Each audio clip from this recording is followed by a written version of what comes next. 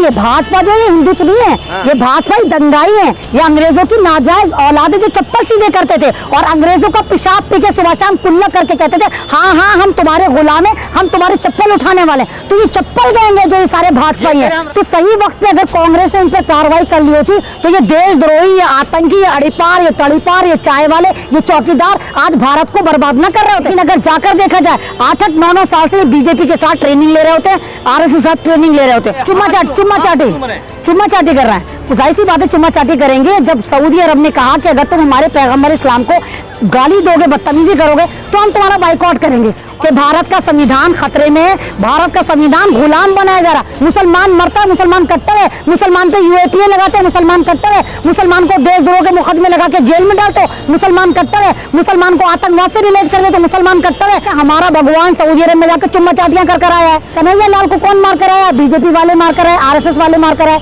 और किसकी स्टेट में जाकर आए? मार कर आए कांग्रेस की स्टेट में मार कर आए। क्यों मार कर आए? क्योंकि अगले साल राजस्थान में इलेक्शन है। ये जो भारत में अराजकता पहले से आप लोगों को नहीं पता, ये न्यू वर्ल्ड ऑर्डर की तैयारी है और एक ही पावर आपको चलाएगी, वो पावर है यहूदी। तो ये सारा का सारा यहूदी लॉबी कर रही है, इजराइल कर रहा है और इजराइल चाहता है कि पूरी दुनिया को कैप्चर करके एक दिन गुजरता नहीं दूसरी दिन मुद्दा आ जाता है, यहाँ किसान मर गया, यहाँ जवान मर गया, यहाँ मुसलमान मर गया, यहाँ दलित मर गया। कश्मीर में किस तरह वो अमित शाह के साथ फोटो खिंचवा रहा है और लश्कर से इसका ताल्लुक है। पूरी दुनिया में अंबानी, अदानी और 2.25 आंख वाले सलवारी बाबा के जो प्रोडक्ट का बाइकआउट करा गया, तो मोदी जी परेशान है कि इनके लंगोटिया यार कहीं बर्बाद ना हो जाए। भारत में संविधान जो है कब का फुर्र हो गया और फाख्ता उड़ रही है यहाँ पर संविधान के नाम पर, कुछ नहीं हो रहा। तो सुप्रीम कोर्ट एक तरह से गुलाम हो चुका और जितने भी जज सरकार के पक्ष में फैसले देते हैं वो मेंबर ऑफ पार्लियामेंट या मंत्री बना दिए जाते हैं। हरियाणा और जो उत्तर प्रदेश में जो तमाम हिंदू संगठन कह रहे हैं कि युवाओं को घर से निकलना चाहिए, सुप्रीम कोर्ट से भरोसा हट गया, लोगों का उठ गया है। नहीं, ये देखो अगर तुम लोगों को पता हो जब ये उदयपुर में घटना हुई, जब इसको कन्हैया लाल को मारा गया, तो मैं तुम लोगों के चैनल से लगातार यही कहती चली आ रही हूँ कि भाई इसके पीछे अगर खुदाई करी जाएगी, सही से खुदाई करोगे तो बीजेपी के और आरएसएस के हाथ साफ निकल कर आएंगे। और जहां अब आप देखो कि पूरे भारत में जो है कि नंगे हो रहे हैं, सब जगह नजर आ रहा है कि किस तरह बीजेपी के वो कार्यकर्ता थे, किस तरह बीजेपी के बैठ के वो बिरयानी और नारी खाया करते थे। तो अब बीजेपी परेशान है, इसलिए उल्टे सीधे ये रैलियां निकाले और अब भी रैलियां निकाल रही। जिस तरह राजस्थान में देखिए रैलियां निकाली गई जहां पर इस्लाम को गाली दी गई है, रसूल पाक को गाली दी गई है।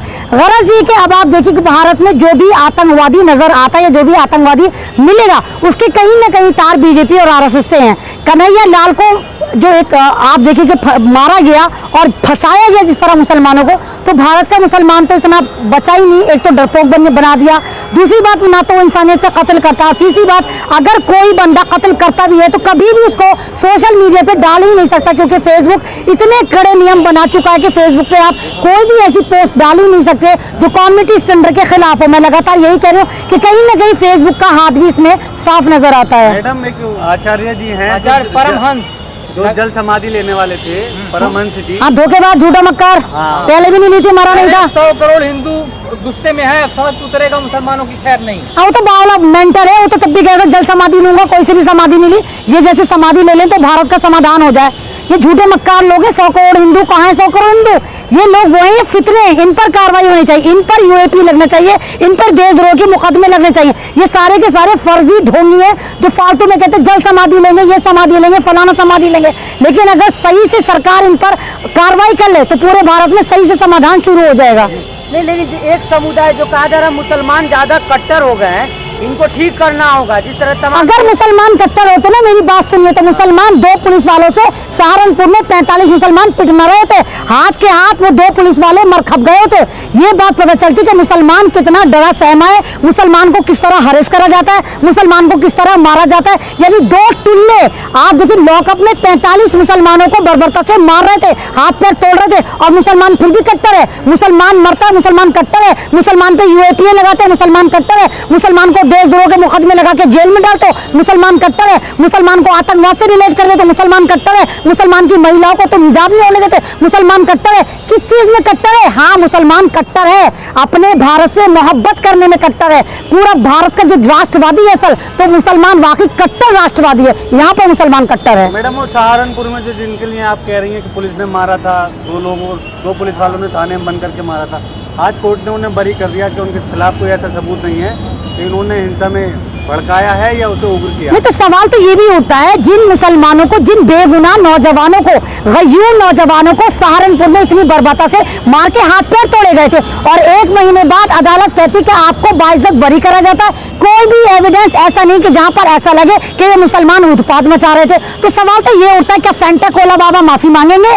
क्या उत्तर प्रदेश की पुलिस माफी मांगेगी? और उनके जो हाथ पैर तोड़े, जो उनका खर्चा आया, इस बीच पूरे महीने उनकी फैमिली एक टॉर्चर में रही, उसके कोई खमियाजा भुगतेगा? तो ये तो सिर्फ मुसलमान समाज को टारगेट करते। और कमाल की बात है, फिर भी कट्टर मुसलमान नहीं कहलाता कि मुसलमान ही है, आतंकवादी मुसलमान है। मुसलमानों की ऐसी तैसी मार रहे कि सन 2014 से जिस तरह लगातार बैक टू बैक मुसलमानों को मारा जा रहा है, मॉब लिंचिंग के नाम पे मारा जा रहा है, गाय गोश्त के पे मारा जा रहा है, आतंकवाद पर मारा जा रहा है, और फिर मुसलमानों को कहा जा रहा है कि मुसलमान कट्टर है, मुसलमान आतंकवादी है। तमाम जो मुस्लिम संगठन कह रहे थे गुस्ताखे रसूल की एक सजा सरतन से जुदा, तमाम अब 2 घटना आ गई है, सरतन से जुदा हो गया तो कट्टर कहा जाएगा ना? नहीं तो मुसलमान अगर तंजीम ने कहा है तो उन्होंने गलत कहा है। हाँ। और दूसरी बात, भारत में कोई इस्लामिक कानून तो चलता नहीं है, भारत में लोकतंत्र चलता है। हाँ, लोकतंत्र में अगर जो सजा है किसी भी मजहब को आहत करने की या मजहब के खिलाफ भौंकने की, तो वो सजा मिलनी चाहिए थी। और दूसरी बात, अगर वो धर्मगुरु जिनको आप कहे सो कॉल्ड धर्मगुरु थे जिन्होंने कहा, क्या उनके चेलों ने जाकर मारा?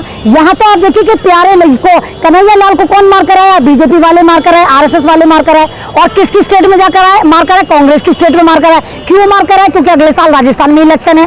तो ये सारा का सारा भाई, ये सारा गोलमाल है, सारा ये एक गद्दी छीनने का जो ड्रामा है, सिर्फ वो ड्रामा है। यहाँ मुसलमान हिंदू कुछ नहीं है। और सबसे बड़ी बात, ये जो भारत में अराजकता पहले शायद आप लोगों को नहीं पता, ये न्यू वर्ल्ड ऑर्डर की तैयारी है।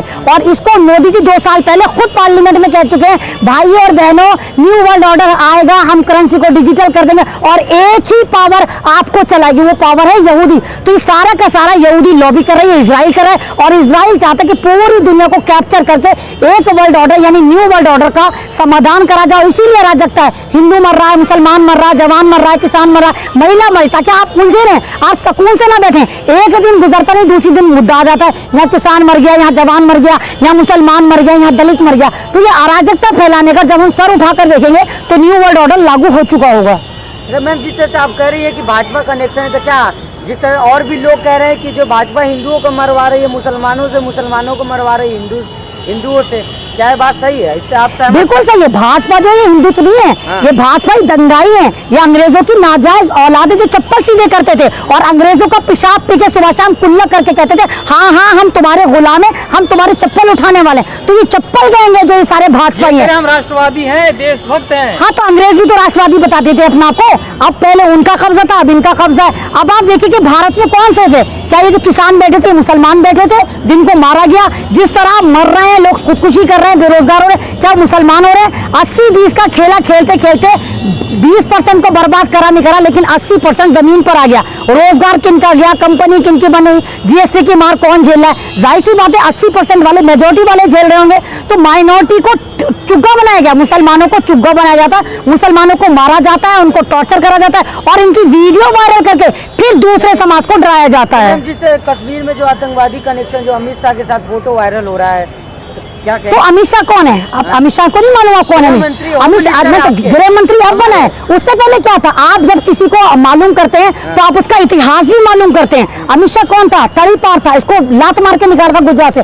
तो सही वक्त पे अगर कांग्रेस ने इन पर कार्रवाई कर ली होती तो ये देशद्रोही, ये आतंकी, ये अड़ीपार, ये तड़ीपार, ये चाय वाले, ये चौकीदार आज भारत को बर्बाद न कर रहे होते। और देखे कैसे निकल कर आ रहे हैं कि कश्मीर में किस तरह वो अमित शाह के साथ फोटो खिंचवा रहा है और लश्कर से इसका ताल्लुक है। तो ये मुसलमानों का नाम यूज करते हैं, मुसलमान नाम लगाया, दाढ़ी लगा दी, टोपी लगा दी, कुर्ता लगा दिया और फिर उन्होंने नैरेटिव सेट का, देखो ये मुल्ले जो होते हैं ये आतंकवादी होते हैं। लेकिन अगर जाकर देखा जाए 8-9 साल से बीजेपी के साथ ट्रेनिंग ले रहे होते हैं, आरएसएस के साथ ट्रेनिंग ले रहे होते हैं। तो ये बीजेपी का बहुत बड़ा षड्यंत्र है कि भारत में एक नासूर, एक कैंसर की तरह, बीमारी की तरह फैल चुकी है। भारत में जरूर हिंदू मुसलमान हो रहा है, लेकिन प्रधानमंत्री जाकर सऊदी में किंग के चुम्मा चाटी कर रहे हैं। जाहिर सी बात है चुम्मा चाटी करेंगे। जब सऊदी अरब ने कहा कि अगर तुम हमारे पैगंबर इस्लाम को गाली दोगे, बदतमीजी करोगे तो हम तुम्हारा बाइकआउट करेंगे। और आपको जैसे लग रहा है परसों सुप्रीम कोर्ट ने कहा कि नुपुर शर्मा ने गलत कहा, तो आपको क्या लगता है कि सुप्रीम कोर्ट ने मुसलमानों से खुश होकर कहा, वो इस्लाम से खुश होकर कहा? बिल्कुल भी नहीं कहा। ये यही सुप्रीम कोर्ट है जनाब जो एक महीने से देख रहा है।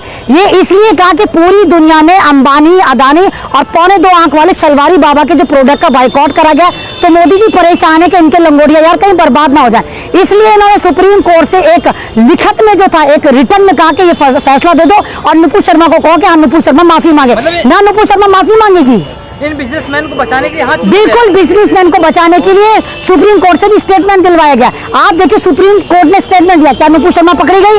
और यही सुप्रीम कोर्ट, अगर आप देखते हैं, सॉरी यही कोर्ट, दिल्ली का पटियाला कोर्ट, किस तरह 2:30 बजे पुलिस वाले डीसीपी आकर कह देते हैं कि हाँ भाई ये जो मोहम्मद जुबैर है क्योंकि मुसलमान है और ये पत्रकार है, इसकी हिम्मत कैसे हुई, सच बताता है, इसलिए हम इसको 14 दिन की न्यायिक हिरासत में देते हैं। और जबकि उस वक्त लंच टाइम था, वही फैसला जज साहब ने आकर 7 बजे सुनाया। तो समझ में आता कि 75 साल में जो काम नहीं हो वो मोदी सरकार करे, यानी फैसला भी दिल्ली पुलिस बता रही है कि क्या देना है। व्हाट्सएप, सोशल मीडिया पर और टीवी चैनल पे कैसे पहले वायरल हो गया? तो आप ये वाली बात देखिए ना, 4 चीफ जस्टिस ऑफ इंडिया ने कहा कि भारत का संविधान खतरे में है, भारत का संविधान गुलाम बनाया जा रहा है। उसकी जीती जागती मिसाल जुबैर वाला केस है कि किस तरह जुबैर को भी फैसला सुनाया नहीं गया, कलम बंद करा नहीं गया और डीसीपी और पुलिस ने सारा सम्मेलन सजा के व्हाट्सएप यूनिवर्सिटी पे फैला दिया। इससे पता चलता है कि भारत में संविधान जो है कब का फुर्र हो गया और फाख्ता उड़ रही है यहाँ पर संविधान के नाम पर कुछ नहीं हो रहा। जिस तरह आप कह रही हैं, तमाम जो हिंदू संगठन भी यही कह रही है कि जो है नुपुर शर्मा के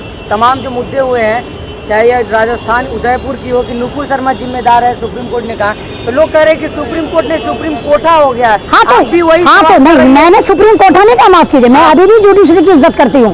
वो लोग तो पागल है, इनको यही नहीं पता कि हमारा भगवान सऊदी अरब में जाकर चुम्मा चाटियां कर आया है, उसको थोड़ी पता है। वो तो बस 2-2 रुपए कमेंट वाले, बस उनसे कहना है कि मुसलमानों के खिलाफ बोलते रहो, अगर अदालत में कोई तुम्हारे खिलाफ करे उसके खिलाफ बोलते रहो। तो उन्होंने सुप्रीम कोर्ट की तौहीन करके सुप्रीम कोठा कर दिया, तो क्या इन पर कार्रवाई होगी? नहीं होगी, इन पर कोई कार्रवाई नहीं होगी। अगर ये लफ्ज कोई मुस्लिम नेम बोलेगा फौरन उठाकर जेल में डाल देंगे।